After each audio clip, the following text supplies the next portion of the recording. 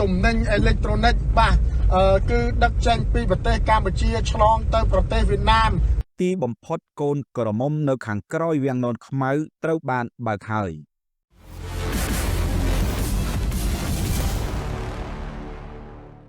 ខេត្តស្វាយរៀងរថយន្តយីឌុបវេអងធុនយៈដឹកទំនិញប្រុងលោតឆាត់ឆ្លងដែនទៅប្រទេសវៀតណាមសង្ស័យជាទំនិញកិច្ចពន្ធគ្មានឯកសារដេកយប់2យប់3ថ្ងៃនៅក្បែរច្រកទ្វារតំបន់ព្រំដែនខ្សែដែកតើវាជាអ្វីឲ្យប្រកាសនោះនៅប្រលប់ថ្ងៃទី4ខែតុលាឆ្នាំ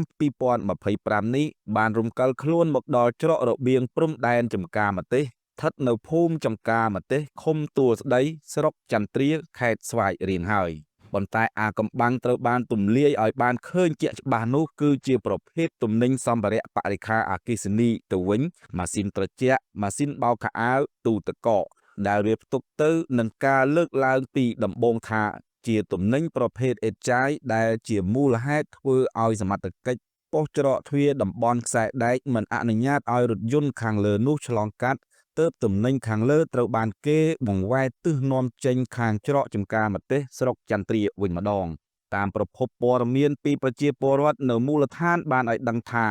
នៅវេលាម៉ោង10យប់ត្រូវនៅថ្ងៃទី4ខែតុលាឆ្នាំ2025នេះគេឃើញមានរថយន្តយីឌុប2គ្រឿងពាក់ស្លាកលេខខ្មែរបានដឹកអីវ៉ាន់សំពីងសំពងបើកចូលមកកាន់ឃ្លាំងមួយកន្លែងដែលមានទីតាំងនៅក្បែរព្រំដែនវៀតណាមដើម្បីសាងទំនិញដាក់លើរថយន្តផ្សេងៗទៀតជាច្រើនគ្រឿងដែលរថយន្តទាំងនោះសុទ្ធសឹងជាប្រភេទរថយន្តពាក់ស្លាកលេខវៀតណាមបាននៅរងចាំទទួលទំនិញដឹកឆ្លងចូលទៅប្រទេសវៀតណាមយ៉ាងប្រហើរព្រោះដោយសារមានគេចែចូវត្រូវដងត្រូវប្លែកគ្នាអស់ហើយមើលទៅ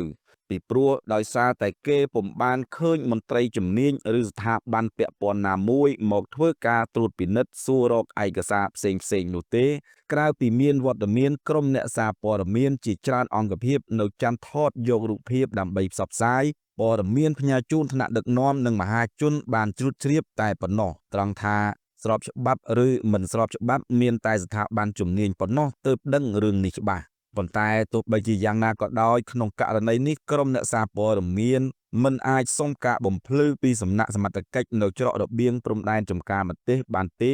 ដោយសារតែផុតម៉ោងរដ្ឋបាលហើយគប់ជួនយប់ជ្រៅពាក់កណ្ដាលអាធ្រាត្រទៀតផងញោមកែវសំណាងមេកុងញូ